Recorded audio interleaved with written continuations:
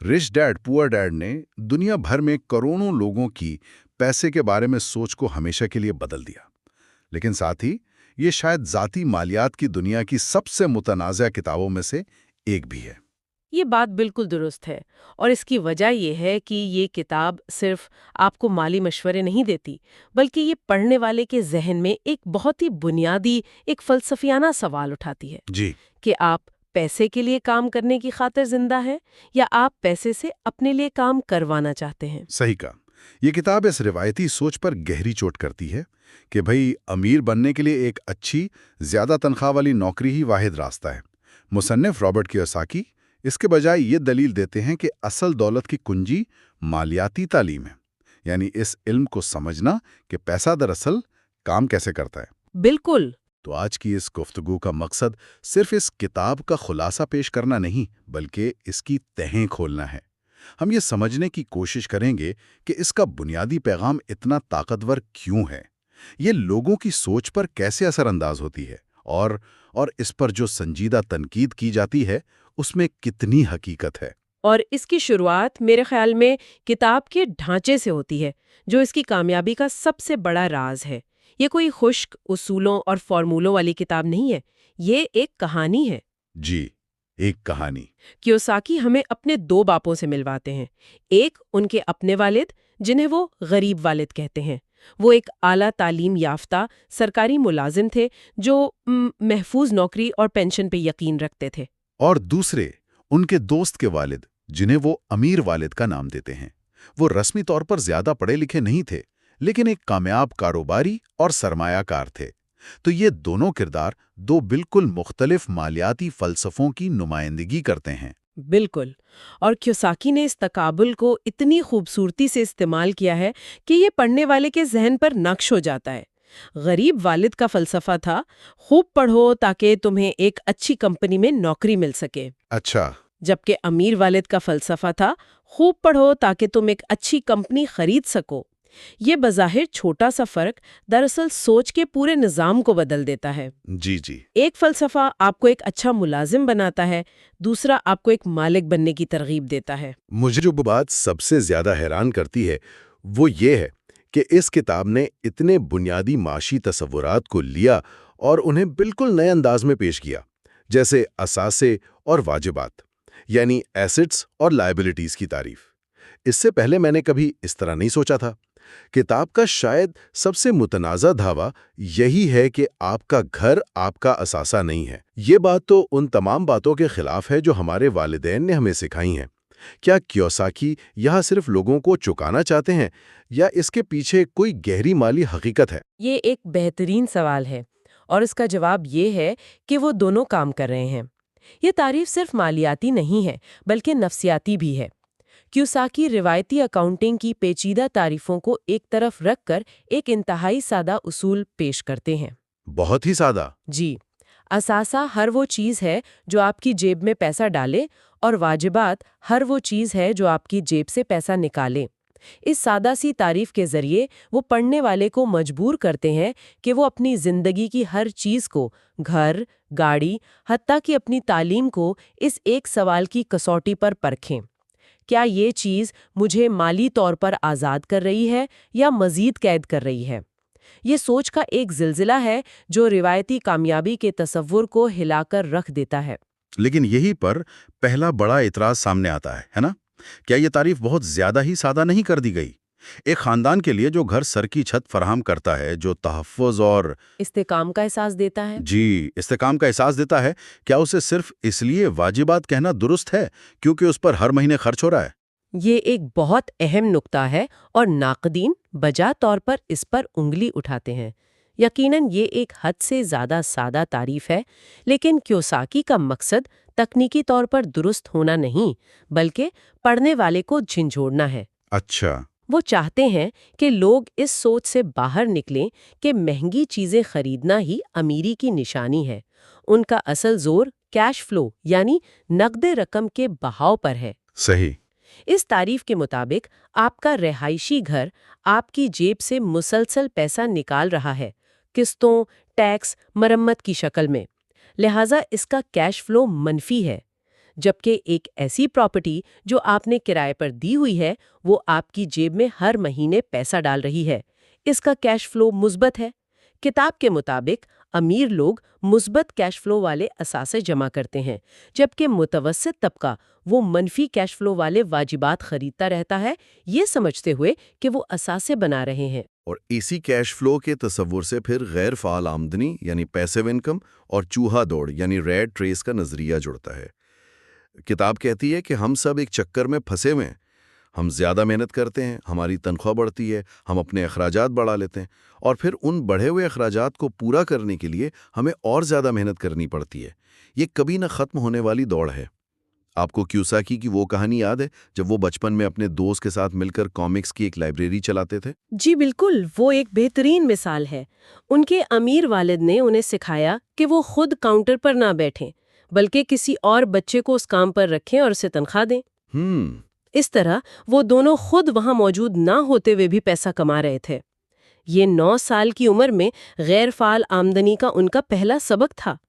کتاب کا مرکزی خیال یہی ہے کہ مالی آزادی تب حاصل ہوتی ہے جب آپ کی غیر فعال آمدنی آپ کے کل اخراجات سے زیادہ ہو جائے۔ صحیح۔ اس مقام پر آپ کو پیسے کے لیے کام کرنے کی ضرورت نہیں رہتی، کیونکہ آپ کے اثاثے آپ کے تمام اخراجات پورے کر رہے ہوتے ہیں۔ یہ چوہا دوڑ سے نکلنے کا خیال بہت پرکشش ہے، لیکن کتاب جو راستے بتاتی ہے کیا وہ واقعی سب کے لیے ہیں؟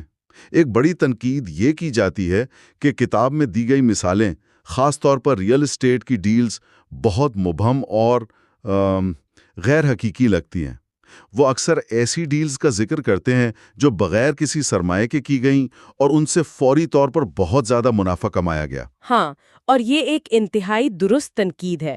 مثال کے طور پر کتاب ایک ایسی ڈیل کا ذکر کرتی ہے جہاں مصنف نے کریڈٹ کارڈ سے چند $1000 کا بیانہ دے کر ایک پراپرٹی خریدی، اسے فوراً تھوڑی مرمت کے بعد زیادہ قیمت پر بیچ دیا اور چند گھنٹوں میں ہزاروں ڈالر کما لیے۔ جی، ناقدین کہتے ہیں کہ یہ کہانیاں جوش تو دلاتی ہیں، لیکن یہ 90 کی دہائی کی امریکی مارکیٹ کی عکاسی کرتی ہیں۔ آج کے ریگولیٹڈ ماحول میں جہاں بینکوں کے قوانین بہت سخت ہیں، ایسا کرنا تقریباً ناممکن اور انتہائی خطرناک ہے۔ مطلب یہ کتاب آپ کو یہ تو بتاتی ہے کہ کیا کرنا ہے، لیکن کیسے کرنا ہے اس پر زیادہ تر خاموش رہتی ہے۔ بالکل۔ اس سے جڑا ایک اور بڑا اعتراض کتاب کے نوکری کے بارے میں منفی رویے پر ہے۔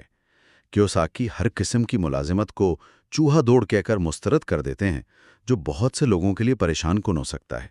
کیا یہ خطرناک مشورہ نہیں؟ حقیقت میں تو بہت سے لوگ اپنی ملازمت سے نہ صرف اچھا پیسہ کماتے ہیں، بلکہ انہیں اس سے اطمینان اور مقصدیت بھی ملتی ہے۔ میں اس سے اتفاق کرتی ہوں۔ میرے خیال میں یہ کتاب کا سب سے کمزور پہلو ہے۔ یہ اس حقیقت کو نظر انداز کر دیتی ہے کہ ایک مستحکم نوکری ایک مضبوط مالی بنیاد فراہم کر سکتی ہے، جس پر سرمایہ کاری کی عمارت کھڑی کی جا سکتی ہے۔ جی بالکل۔ بہت سے کامیاب سرمایہ کاروں نے اپنی ابتدائی سرمایہ کاری اپنی نوکری کی تنخواہ سے ہی کی تھی۔ کتاب ایک کاروباری یا سرمایہ کار بنو، مقابلہ ملازم رہو کی جھوٹی تقسیم پیدا کرتی ہے، جبکہ حقیقت میں یہ دونوں ساتھ ساتھ چل سکتے ہیں اور اکثر چلنے بھی چاہیے۔ ستم ظریفی تو یہ ہے کہ کیوساکی کی اپنی رچ ڈیڈ کمپنی میں سینکڑوں ملازم کام کرتے ہیں جو چوہا دوڑ کا حصہ ہیں۔ اور ظاہر ہے ایک اعتراض یہ بھی ہے کہ یہ مشورے ہر ملک میں قابل اطلاق نہیں ہو سکتے۔ جو حکمت عملی امریکہ میں کام کر سکتی ہے، ضروری نہیں کہ وہ پاکستان، ہندوستان یا کسی اور ملک کے معاشی اور قانونی ڈھانچے میں بھی اسی طرح کام کرے۔ بالکل۔ ٹیکس کے قوانین، پراپرٹی کے حقوق اور سرمایہ کاری کے مواقع ہر جگہ بالکل مختلف ہوتے ہیں۔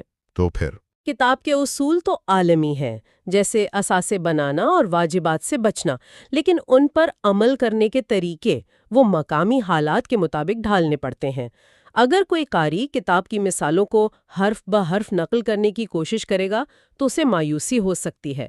یہ کتاب آپ کو مچھلی پکڑنا نہیں سکھاتی، بلکہ صرف یہ بتاتی ہے کہ مچھلی پکڑنا ایک اچھا خیال ہے۔ تو جب ہم ان تمام نکات کو ایک ساتھ دیکھتے ہیں، کتاب کی متاثر کن اور ذہن بدل دینے والی سوچ اور دوسری طرف اس پر اٹھائے گئے یہ حقیقی اور ٹھوس اعتراضات، تو ہمارے سامنے کیا تصویر بنتی ہے؟ اس کتاب کی اصل میں راز کیا ہے؟ میرے خیال میں اس کی اصل میراث اس کی خامیوں کے باوجود بہت گہری ہے۔ اگر ہم اسے قدم بقدم ہدایات کی کتاب کے طور پر دیکھیں تو یہ ناکام نظر آئے گی، لیکن اگر ہم اسے ایک ذہنی محرک یا مائنڈ سیٹ شفٹر کے طور پر دیکھیں تو یہ غیر معمولی طور پر کامیاب ہے۔ اس کی سب سے بڑی طاقت یہ ہے کہ یہ مالیات جیسے پیچیدہ اور خوفزدہ کر دینے والے موضوع کو ہر ایک کے لیے قابل رسائی بنا دیتی ہے۔ یہ آپ کو سوال پوچھنے پر اکساتی ہے، اثاثہ کیا ہے، کیش فلو کیا ہے، میں پیسے کو اپنے لیے کیسے کام پر لگا سکتا ہوں۔ جی، یہ آپ کو مالی تعلیم کے سفر پر پہلا قدم اٹھانے کی ہمت دیتی ہے۔ تو کیا ہم یہ کہہ سکتے ہیں کہ اس کتاب کی اصل طاقت اس کی سادگی میں ہے؟ اس نے جان بوجھ کر تمام پیچیدگیوں کو ہٹا دیا تاکہ اس کا بنیادی پیغام کہ آپ کو اپنے مالی مستقبل کی ذمہ داری خود لینی ہے، واضح طور پر سب تک پہنچ سکے۔ اس نے لاکھوں لوگوں کو پہلی بار یہ احساس دلایا کہ مالی معاملات کوئی ایسی چیز نہیں جو صرف ماہرین کے لیے ہے، بلکہ ایک ایسا ہنر ہے جسے کوئی بھی سیکھ سکتا ہے۔ بالکل، یہ ایک گیٹ وے ڈرگ کی طرح ہے جو آپ کو مالی خواندگی کی دنیا میں داخل کرتی ہے۔ ایک بار جب آپ کے ذہن میں یہ سوالات پیدا ہو جائیں تو پھر آپ خود ہی اپنے حالات کے مطابق مزید تحقیق اور سیکھنے کا سفر شروع کر دیتے ہیں۔ صحیح۔ اور اگر ہم اسے وسیع تناظر میں دیکھیں تو یہ کتاب ہمارے تعلیمی نظام کی ایک بہت بڑی خامی کی طرف بھی اشارہ کرتی ہے نا؟ ہمارے اسکول اور کالج ہمیں ایک اچھا ڈاکٹر، انجینئر یا وکیل بننا تو سکھاتے ہیں، یعنی پیسہ کمانا سکھاتے ہیں، لیکن پیسہ سنبھالنا، اسے بڑھانا اور اس سے اپنے لیے کام کروانا نہیں سکھاتے۔ کیوساکی کی کتاب اس خلا کو پر کرتی ہے۔ یہ ایک بہت اہم نکتہ ہے۔ تو ان سب باتوں کا نچوڑ یہ ہے کہ رچ ڈیڈ پور ڈیڈ صرف پیسے کمانے کی ترکیبیں بتانے والی کتاب نہیں ہے، بلکہ یہ پیسے کے ساتھ ہمارے تعلق اور ہماری سوچ کو جڑ سے بدلنے کا ایک ذریعہ ہے۔ یہ اثاثے بنانے اور غیر فعال آمدنی پیدا کرنے کی اہمیت پر زور دیتی ہے تاکہ کوئی بھی شخص مالی غلامی کے چکر سے نکل کر حقیقی مالی آزادی حاصل کر سکے۔ کی بنیاد پر کر سکیں۔ یہ آپ کو ایک نقشہ نہیں دیتی، لیکن یہ آپ کو کمپاس ضرور دیتی ہے تاکہ آپ اپنی سمت خود متعین کر سکیں۔ تو آج کی گفتگو کو ختم کرتے ہوئے ایک سوال سوچنے کے لیے چھوڑتے ہیں۔ کتاب کا سارا زور اس بات پر ہے کہ مالیاتی ذہنیت ہی سب سے اہم چیز ہے۔ اگر آپ امیروں کی طرح سوچنا شروع کر دیں تو آپ امیر بننے کی راہ پر گامزن ہو جاتے ہیں۔ تو سوال یہ پیدا ہوتا ہے، اگر مالی ذہنیت ہی بنیاد ہے تو کیا صرف ذہنیت کو تبدیل کر کے عملی اور تکنیکی رہنمائی کے بغیر ایک مضبوط مالی مستقبل تعمیر کیا جا سکتا ہے؟ یہ سوچنے کی بات ہے کہ ذہنیت اور عملی اقدامات میں توازن کتنا ضروری ہے۔ کیا ایک مضبوط مالی مستقبل کی عمارت صرف خواہش اور مثبت سوچ کی بنیاد پر کھڑی کی جا سکتی ہے، یا اس کے لیے علم، ہنر اور حکمت عملی کی ٹھوس اینٹیں بھی اتنی ہی ناگزیر ہیں؟